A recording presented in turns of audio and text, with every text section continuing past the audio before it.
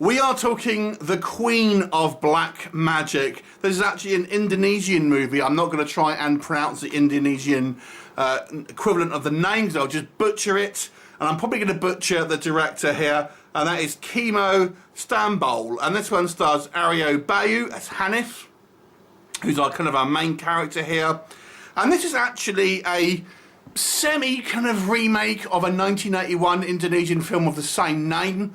Although I haven't seen that, the plot does seem significantly different, so it's more, I guess, inspired by than an actual remake.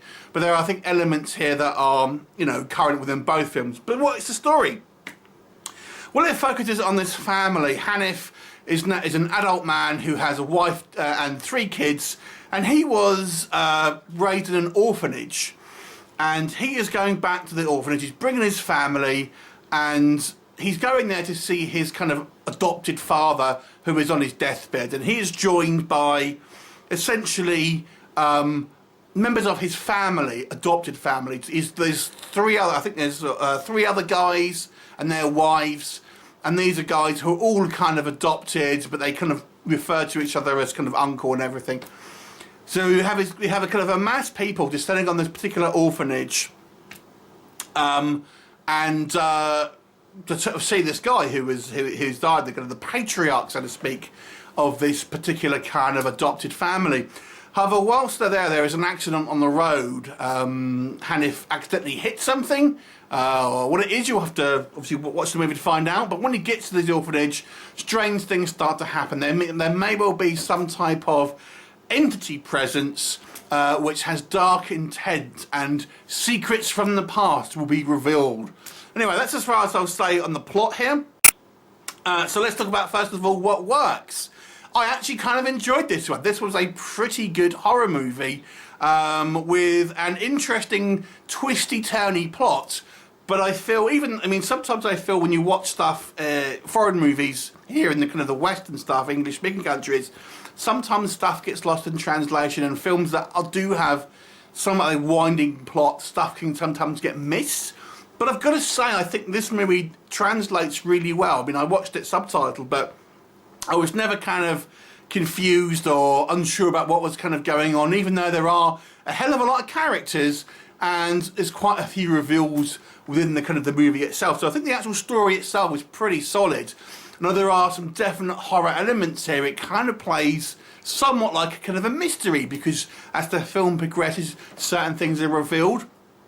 And there's certain horrific imagery here. And I've got to tell you, if you are squeamish about bugs and things, this may not be the movie for you, because there are a great many scenes where people are attacked by bugs, ingest bugs, things like this. And it's pretty... let me just put it this. The antagonist here is really quite mean, is the best way to describe it. I don't want to spoil it for you, but it has really evil intent.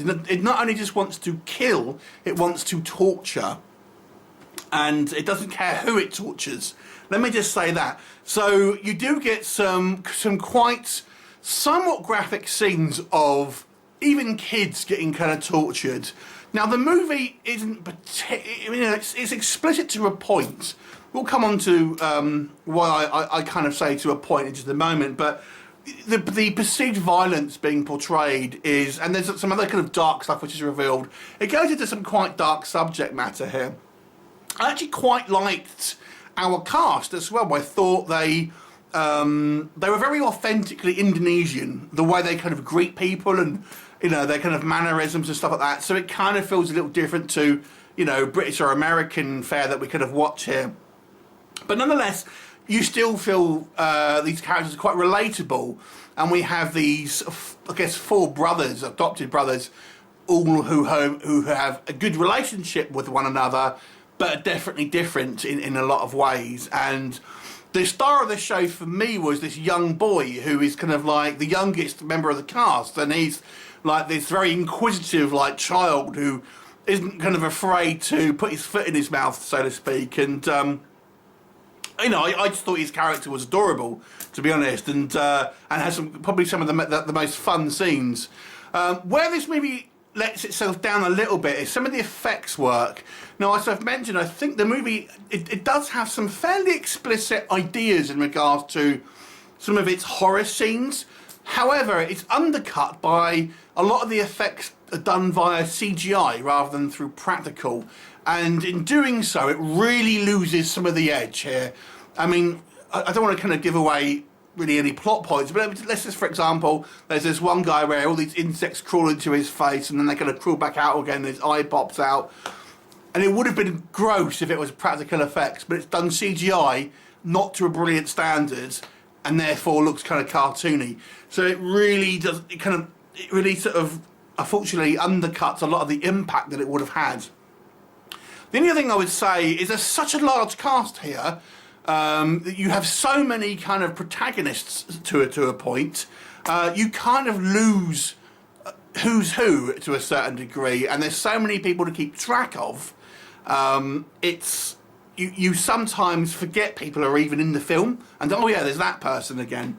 So I think it could have benefited from having that slightly smaller cast, just to kind of like tighten the story up a little bit. But I gotta be honest with you, I thought the pacing was great, I thought the story wasn't, I thought the characters were fun, and the effects work, although flawed, was at least very imaginative. So I'm gonna give this one a 7 out of 10. Have you seen it? What did you think of it? Leave me a comment and I shall look forward to you next time. Bye for now.